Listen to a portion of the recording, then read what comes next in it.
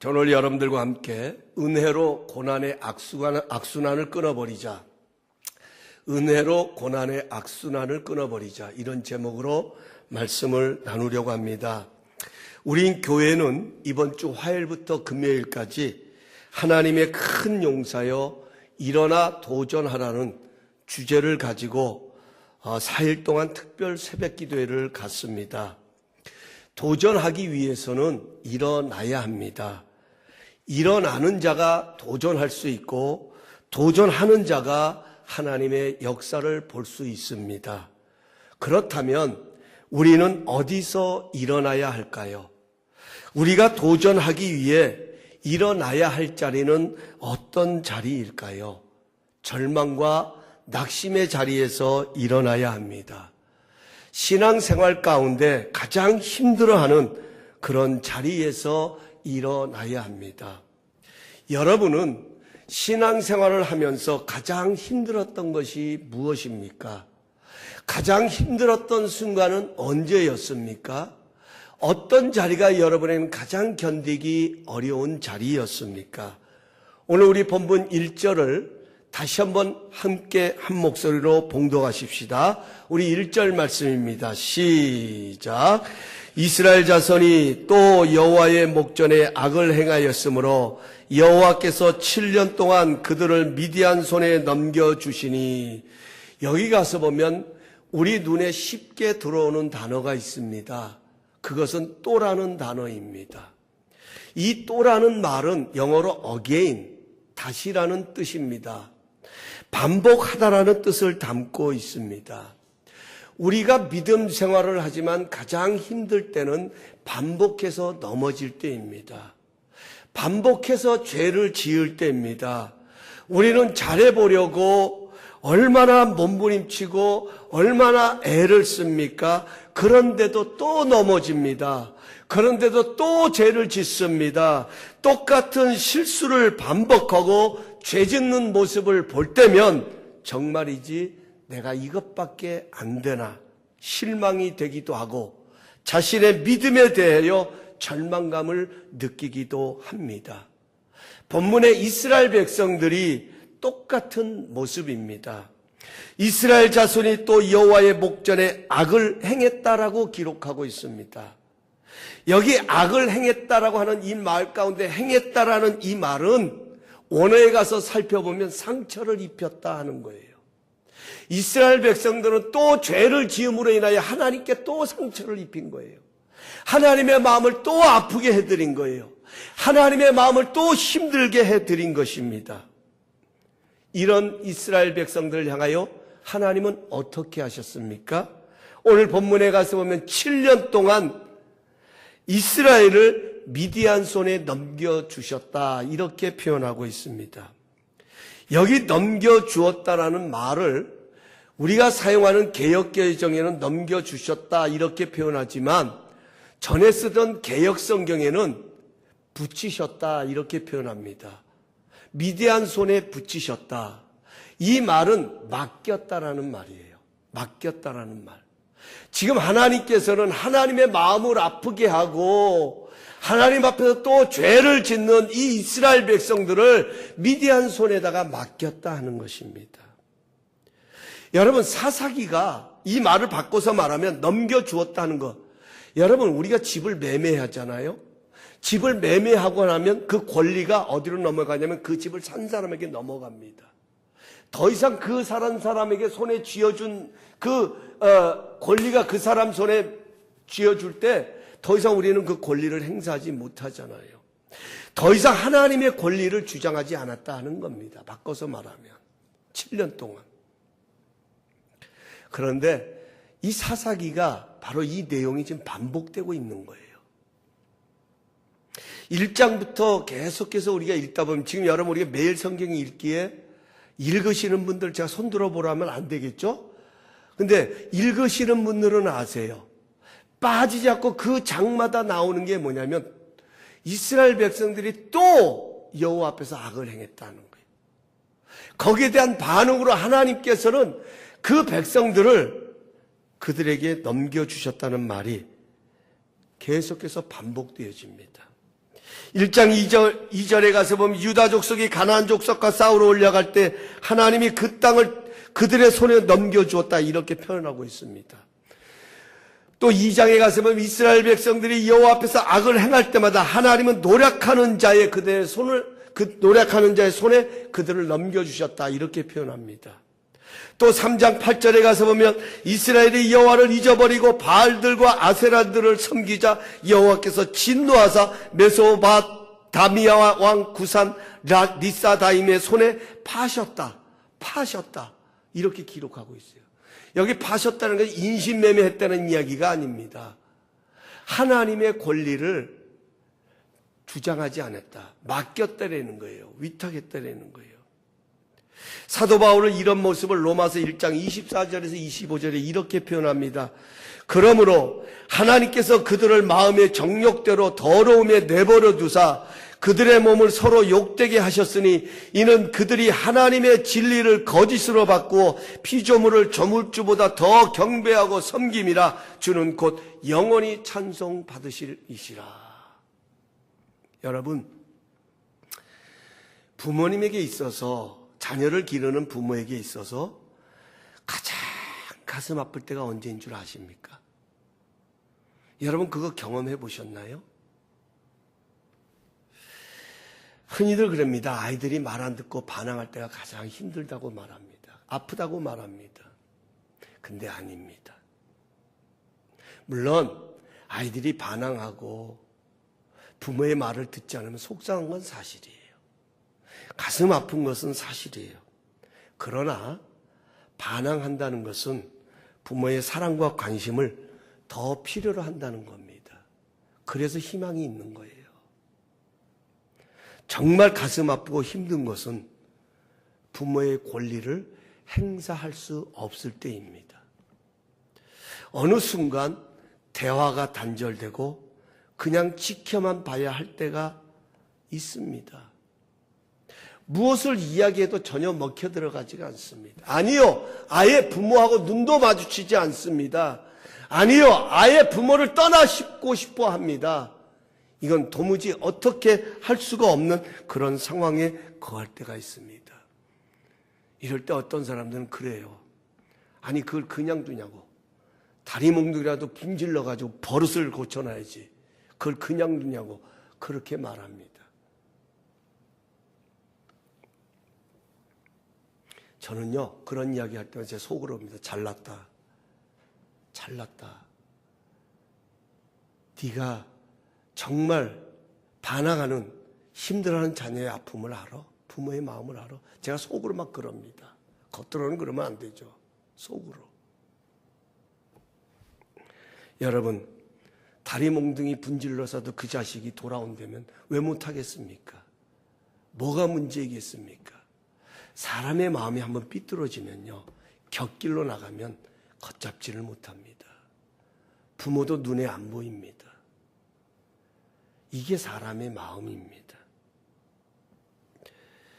본인이 깨닫고 돌아올 때까지 아무것도 할 수 없고 기다려야 할 때가 있습니다. 그럴 때 부모의 마음은 참 마음이 아픕니다.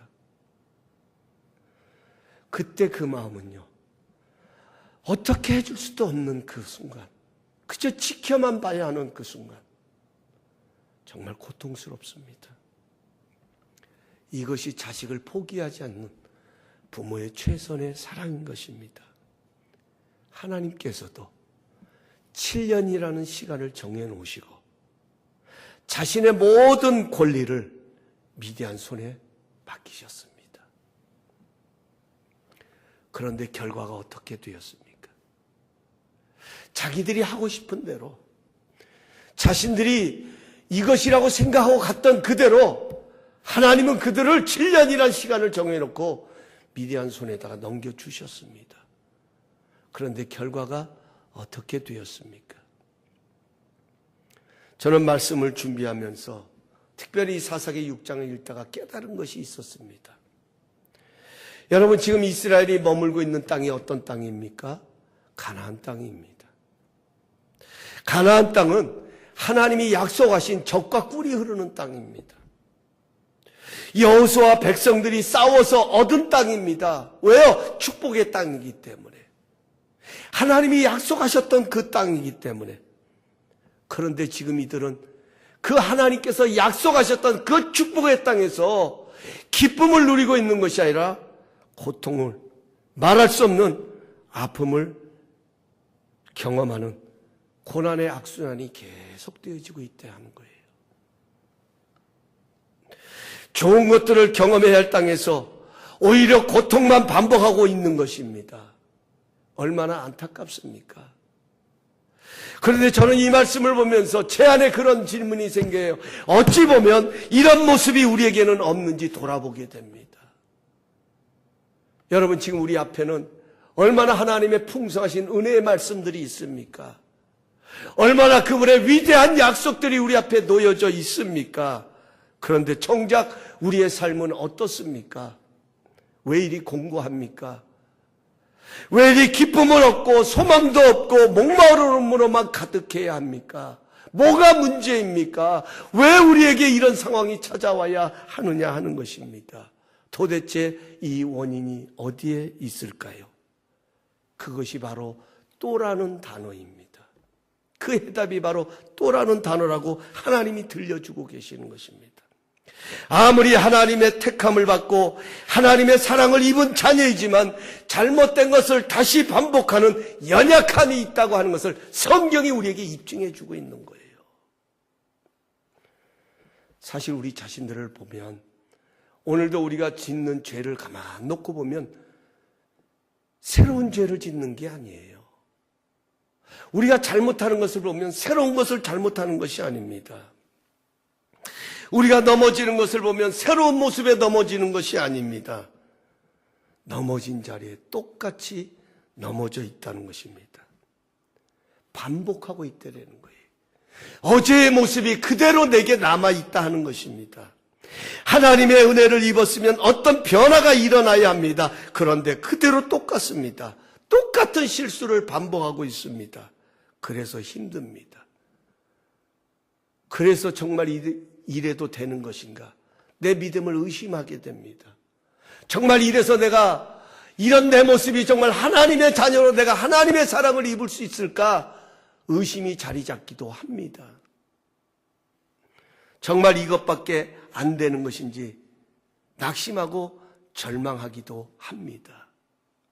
그러면 왜 이스라엘 백성들은 반복해서 죄를 지었을까요?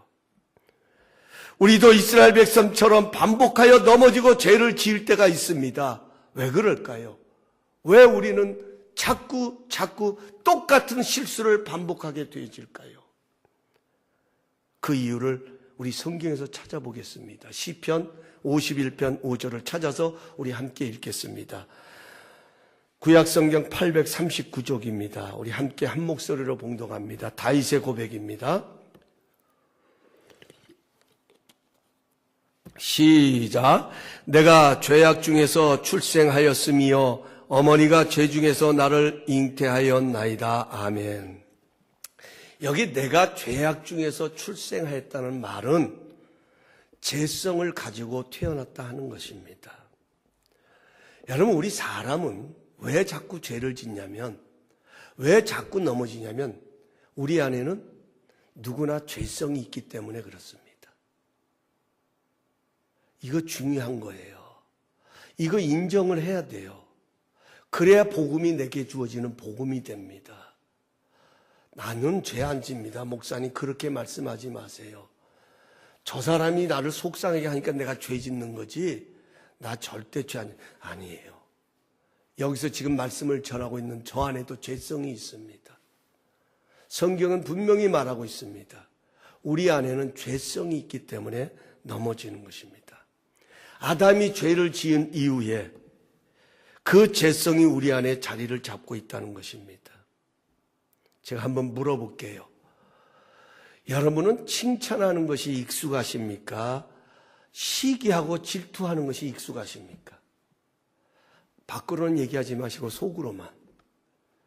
여러분이 한번 여러분 자신을 놓고 참 주변에 어떤 사람에게 좋은 일이 일어났어요. 그러면 여러분 그 사람을 칭찬하는데 좋습니까? 빠릅니까? 아니면 겉으로는 칭찬을 하는 것 같은데 속으로는 배가 아파가지고 사촌이 이웃이 땅을 사면 배 아프다는 말이 있듯이 내 속에 혹시 시기하고 질투하는 마음이 더 빨리 자리 잡습니까? 여러분, 내 마음에 미움이 더 쉽습니까? 사랑하기가 더 쉽습니까? 여러분, 용서가 쉽습니까? 아니면 정죄하는 것이 쉽습니까? 가만히 우리가 이런 모습을 놓고 보면 내가 누구인지를 정확히 알 수 있어요.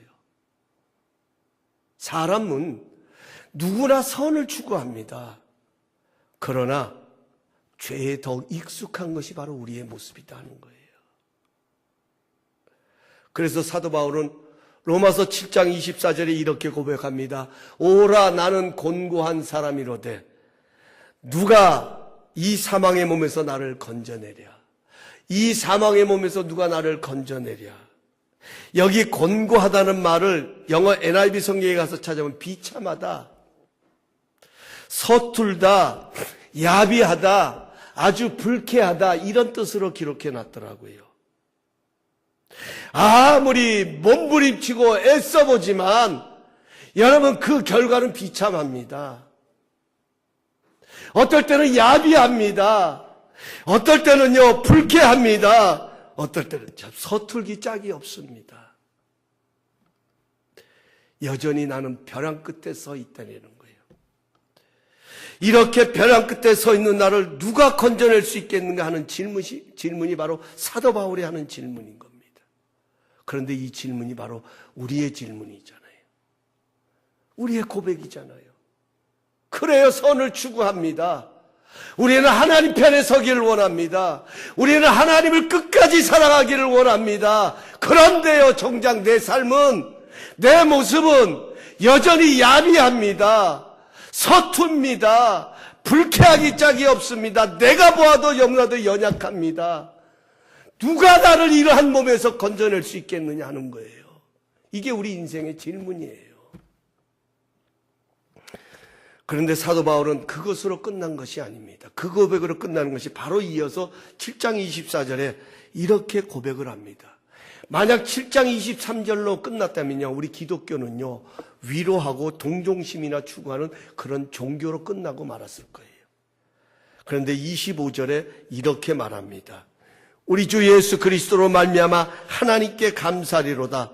그런즉 내 자신이 마음으로는 하나님의 법을, 육신으로는 죄의 법을 섬기노라. 유진 피터슨 목사님은 이 구절을 자신이 쓴 메시지, 현대어로 바꿔 쓴 메시지 성경에 이렇게 표현합니다. 제가 읽어드릴게요.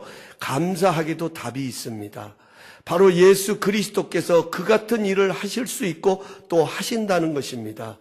마음과 생각으로는 하나님을 섬기고 싶어 하지만 죄의 세력에 끌려 전혀 엉뚱한 일을 행하는 우리 모순, 가득한 삶에 들어오셔서 그분은 모든 것을 바로 세우는 일을 행하셨습니다. 할렐루야. 이게 은혜잖아요. 이게 은혜예요.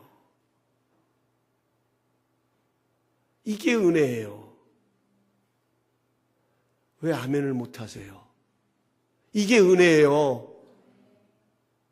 내가 하나님 앞에 의롭게 했고 하나님 앞에 좋은 모습이었고 하나님 앞에 그런 모습이었기 때문에 하나님이 우리의 삶에 찾아오셔서 내 삶에 간섭하셔서 나로 하여금 이렇게 하시는 것이 아니라, 여러분, 우리는 하나님을 섬기고 싶어요. 그러나 우리 속에는 그렇지 못할 능력이 없어요. 그렇기 때문에 예수님께서 우리 가운데 오셔서 그것을 바로 세워주시는 일을 하고 계시다는 거예요. 이게 복음입니다. 이게 복음입니다. 여러분, 사형 선고를 받고 죽을 날을 기다리는 사람에게 당신은 살 수 있습니다. 이 말은 분명히 기쁜 말이죠. 복된 말이죠. 기쁜 소식이죠. 이게 복음이에요. 복음이란 말이 바로 그거예요. 기쁨의 소식. 우리를 살리는 소식. 우리에게 생명이 되는 소식. 그래서 복음이 영어로 뭡니까? Good news. 좋은 소식이라는 거예요. 좋은 새로운 소식.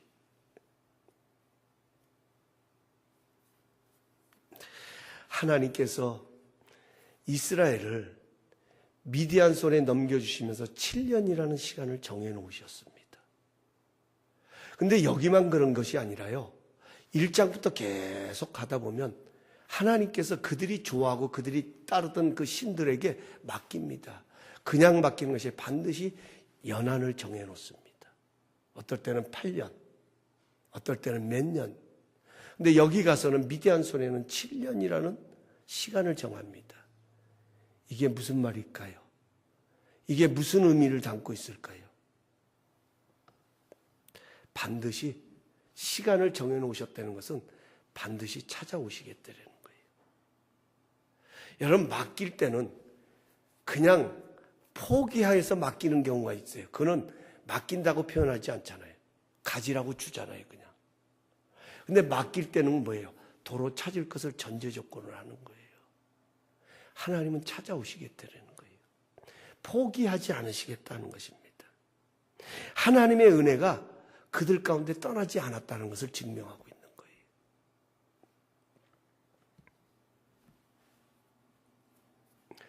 여러분, 이 말씀을 보면서 우리 그런 얘기 하잖아요.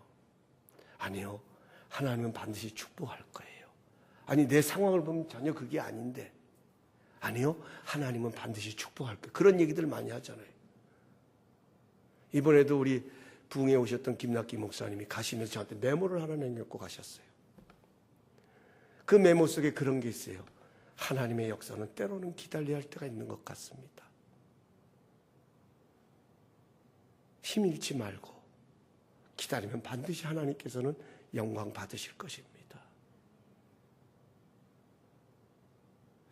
그 기다림의 시간 속에 하나님 뭐하고 계실까요? 이 7년이라는 시간 속에 하나님은 어떻게 하고 계셨을까요? 내 사랑하는 백성들이 축복받아야 할 그 땅에서 고난의 악순환을 지나고 있는 그 모습을 바라보시면서 하나님의 마음은 어땠을까요? 세월아, 빨리 가라. 빨리 7년이 가라. 그러고 계셨을까요? 이스라엘 백성이 7년이라는 시간 동안에 고통의 시간을 보냈지만 하나님은 7년이라는 시간 동안 하나님의 가슴을 찢고 계셨습니다.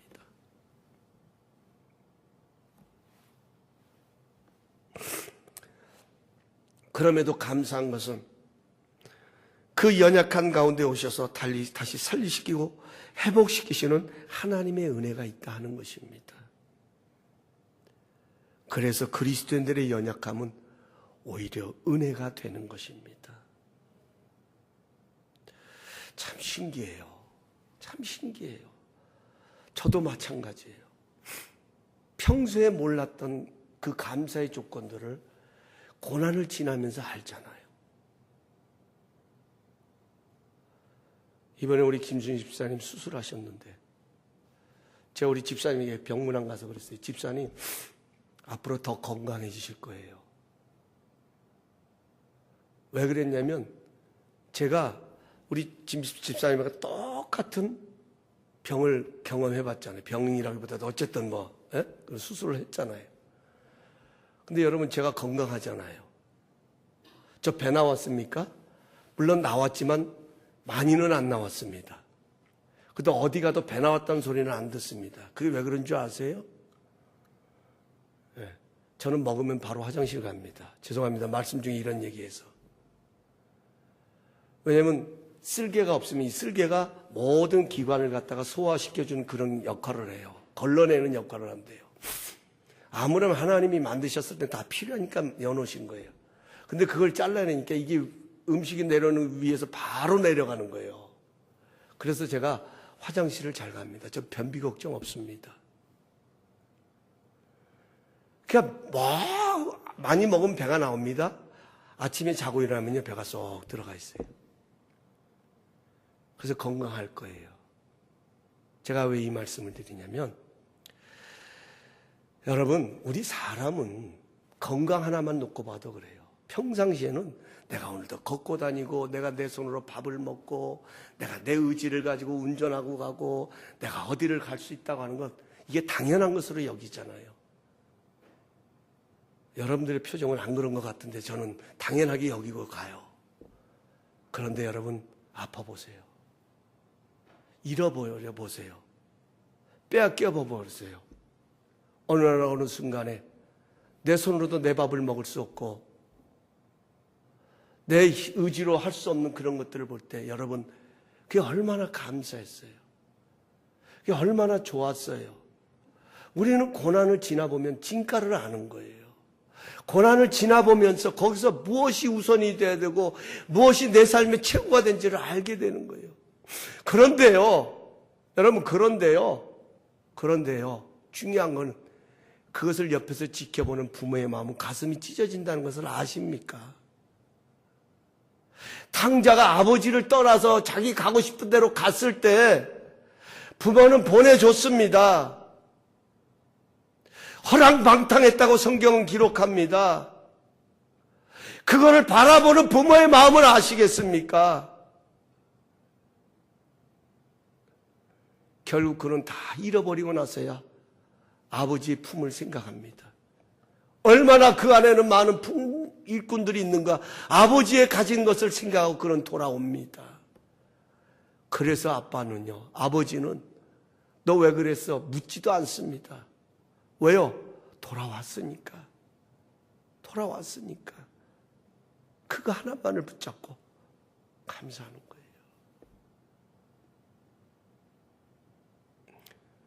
이번에 저희 둘째가 샌디에고로 이사를 하면서 나중에 문자가 왔어요. 엄마 아빠 에브리온 고맙다고. 자기에게 가족이 있어서 너무 감사하다고. 가족들이 잘해줘서 너무 고맙다고. 지금이야 고맙지요. 그러나 그 힘든 시간들을 지날 때 그걸 바라보는 그 가슴 찢어지는 마음들. 여러분 7년이라는 시간은 하나님의 은혜가 떠나지 않은 시간이었어요. 하나님은 그들을 맡기셨어도 하나님은 하나님 스스로 가슴을 찢고 계셨어요.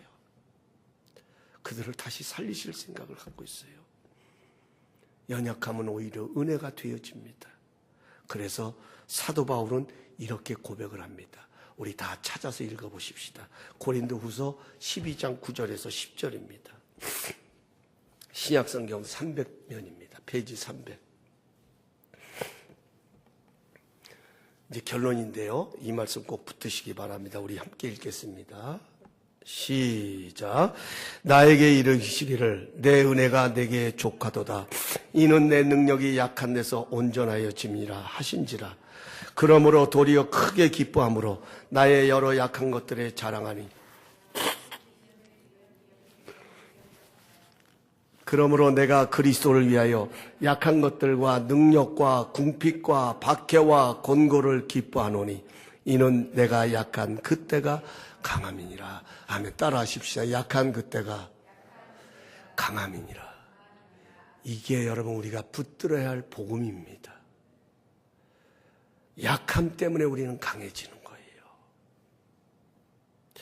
오늘 여기 우리가 읽었던 고린도후서 12장 9절에서 10절까지 보면 우리가 고난의 악순환을 끌어버리고 일어나 도전하기에 붙들어야 할 세 가지 말씀이 있습니다. 우리는 이 말씀, 은혜의 말씀을 붙들고 고난의 악순환을 끊어버리고 일어나 도전해야 합니다. 첫 번째로는 내 은혜가 내게 족하도다는 말씀이에요. 이거 붙드셔야 돼요.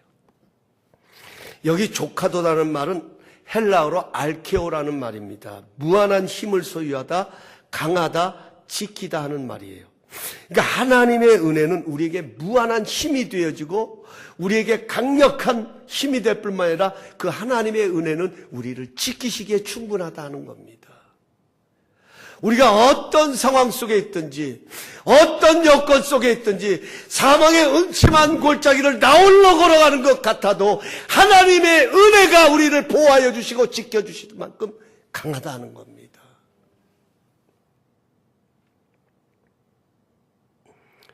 그렇습니다.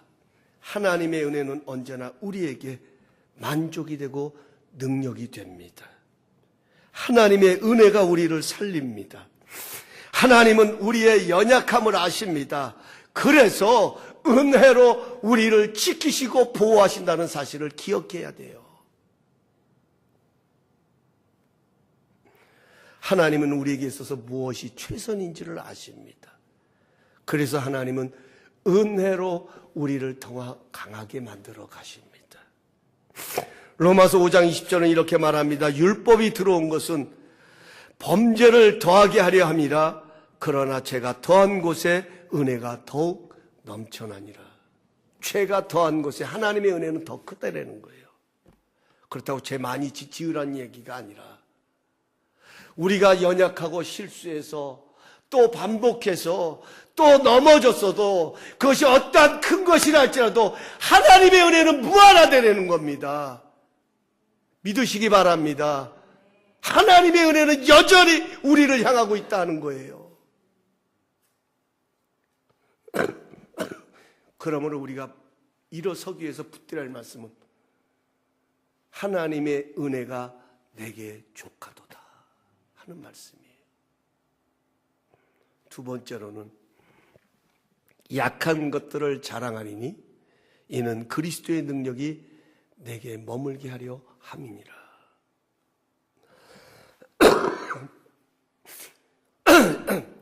여기서 보세요. 하나님이 어떻게 일하시냐면 우리의 연약함을, 우리가 보는 그 연약함, 내가 바라보면서 실망하고 절망했던 그 연약함을 가지고 하나님은 오히려 그리스도의 능력이 머물게 하셔서 자랑이 되게 하신다는 거예요. 이게 은혜 아니고 뭡니까? 내 안에 죄성이 있습니다. 내가 넘어졌습니다. 하나님이 원하시는 건 뭐예요? 주저앉아 있는 게 아니라 그 자리에서 일어서기를 원하시잖아요. 하나님은 그 연약함을 가지고 깨닫게 하십니다. 그 연약함을 가지고 볼 것을 보게 하십니다. 그 연약함을 통해서 내가 누구인지를 알게 하십니다. 그 연약함을 통해서 우리가 어떤 존재인지를 알아가게 하십니다.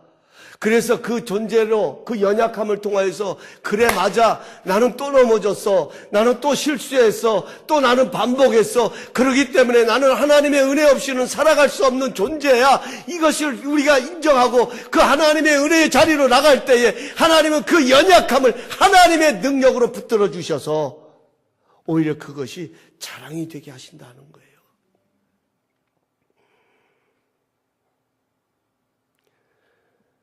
여러분들이 다 잘했기 때문에 오늘 여기가 아니에요. 가만히 여러분 우리의 삶을 돌아보세요. 하나님이 우리의 인생의 삶의 여정 속에 밝은 그림만 가지고 오늘 우리를 만드신 게 아니다 하는 겁니다. 우리의 인생의 삶의 여정 속에 만나고 싶지 않고 경험하고 싶지 않고 내게는 없을 것 같았던 그런 어두운 그림을 하나님께서는 오히려 그것을 사용하셔서 나를 바꾸시고 나를 성숙케 하시고 나를 변화시키시고 오히려 그것 때문에 하나님을 더 찾게 하고 하나님의 능력을 더 경험하게 하셔서 오히려 그것이 선이 되게 하셔서 자랑이 되게 해주신다는 거예요.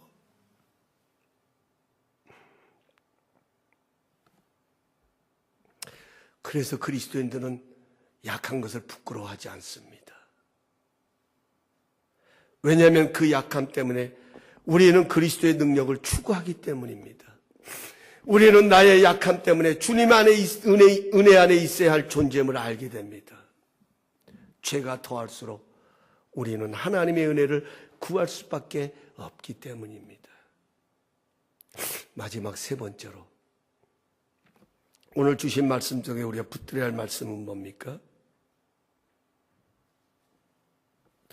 이는 내 능력이 약한 데서 온전하여 짐이니라 하는 거예요. 그렇습니다. 우리 그리스도인들은 하나님의 은혜가 있기 때문에 그리스도인들은 온전하여진다 하는 겁니다. 저는 이 사사기 6장 본문을 준비하다가 또 이번 주 금요일부터 화요일부터 시작될 새벽 기도회를 준비하다가 그래서 6장을 쭉 읽어가면서 문득 제 안에 그런 질문이 생겼어요. 만약에요, 이들이 똑같은 실수를 반복하고 하나님보다 이방신을 섬기는데도 이들이 형통하고 아무런 일이 없었다면 어떻게 되었을까 하는 겁니다. 하나님 사랑의 하나님이시잖아요. 내 자식은, 남의 자식의 잘못된 것은 얼마든지 지적할 수 있어도 내 자식의 잘못은 얼마든지 덮을 수 있잖아요. 이게 우리 부모의 마음 아닙니까? 그러면 하나님은 하나님의 백성들이시잖아요. 하나님은 사랑에 풍성하신 분이죠. 그래 굉장하게 너희는 내 백성이야. 그래 이방신 그럴 수 있어. 그리고 하나님이 그냥 그걸 방종하셨더라면, 그냥 내비두셨더라면 어떻게 됐을까요, 이들이요? 그 답은 여러분들이 아실 거예요. 하나님을 떠났을 거예요. 그러나 힘들어도 하나님의 간섭하심의 은혜를 통해 와야 할 자리로 돌아올 수 있다면 이것이야말로 축복이 아니겠습니까? 그래서 그리스도인은 하나님의 간섭하심의 은혜 때문에 온전하여지는 것입니다. 사랑하는 성도 여러분, 우리에게는 누구나 자신을 찔러대는 연약함이 있습니다. 그래서 주저앉습니다. 그래서 힘들어합니다. 이런 반복되는 연약함들은 우리의 삶에 악순환을 불러오지만 하나님의 은혜는 그 악순환을 선순환으로 바꾸셔서 하나님의 역사를 이루어 가십니다. 하나님께서는 우리의 그 연약함이 그리스도의 능력이 머물기를 원하십니다. 그러므로 잘 들으세요. 우리는 우리의 연약함이 보일 때마다 믿음으로, 믿음이 아닌 내 의지적으로라도 내 자신을 은혜의 자리로 갖다 놓아야 합니다. 은혜의 자리로 나와야 합니다. 그 넘어진 그 자리가 바로 하나님의 은혜를 필요로 하기 때문에 은혜의 자리로 나와야 합니다. 신앙은 나를 보는 것이 아니라 주님의 능력을 보고 도전하는 겁니다. 지난 금요일날 나눴던 말씀처럼 베드로는 물 위를 걸어오시는 예수님을 보고 그분의 능력을 보고 도전할 때에 물 위를 걸었습니다. 그러나 바닷가운데 일어나는 그 풍랑을 바라볼 때 그는 물속에 빠지고 말았습니다. 그러나 분명한 것은 그 주님의 능력을 보고 믿음으로 도전했다, 물속에 빠졌지만 그 도전의 연약함 속에서 그런 자신을 붙들고 계시는, 여전히 자신을 건져내실 주님이 옆에 있음을 발견하게 됩니다. 여러분, 도전하는 것만 우리의 것이 되는 거예요. 아무리 하나님의 무한한 능력이 있어도, 무엇으로 설명할 수 없는 하나님의 엄청난 축복이 우리 앞에 펼쳐 있어도 도전하는 것만 우리의 것이 되어집니다. 하나님의 역사는 도전하는 것입니다. 도전하는 자의 것입니다. 우리는 하나님의 큰 용사들입니다. 하나님은 연약한 우리를 통해서 전능하신 하나님의 능력을 나타내기를 기뻐하십니다. 은혜 안에서 악순환을 끊어버리고 일어나 도전하라고 말씀하십니다. 내 능력을 보지 말고 내 연약함에 초점을 맞추지 말고 그 연약함을 뛰어넘으셔서 일하시는 하나님의 은혜의 능력에 초점을 맞추고 도전하라고 말씀하고 계십니다. 그러면 그 주님의 능력이 나로 하여금 걷게 하신다라고 말씀하십니다. 이번 4일 동안의 특별 새벽 기도회가 우리에게 그런 시간이 될 수 있기를 원합니다. 우리